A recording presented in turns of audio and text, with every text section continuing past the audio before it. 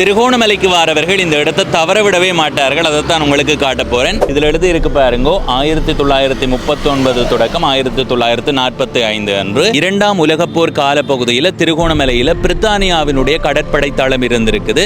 அந்த தளத்தில் வேலை செய்தவர்கள் தான் இவர்கள். இந்த பகுதியில் மொத்தமாக எத்தனை கல்லறைகள் இருக்குன்ற தகவலோட இன்னும் சில தகவல்களை சொல்றேன். அதுக்கு முதல் உங்களுக்கு ஒரு மகிழ்ச்சியான தகவல். இந்த போர்க்கால நினைவிடம் அமைந்திருக்கிற அலஸ்தோட்டம் என்ற ஊர்ல ஒரு பெரிய அடுக்குமாடி குடியிருப்பு வரப்போகுது.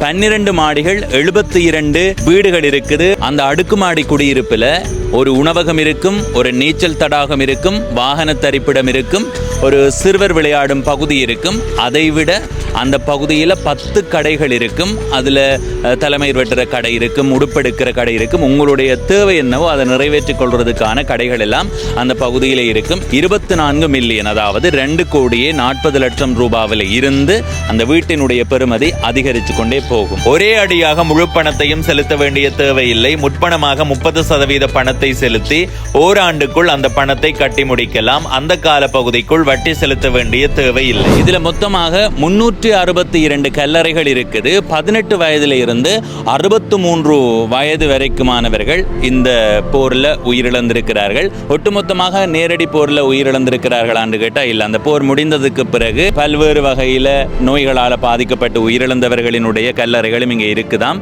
ஏனென்றால் அவர்கள் போருக்கு பங்களிப்பு செய்திருக்கிறார்கள் என்ற அடிப்படையில் அவர்களை இந்த இடத்துல கல்லறை அமைத்து கௌரவித்திருக்கிறார்கள்.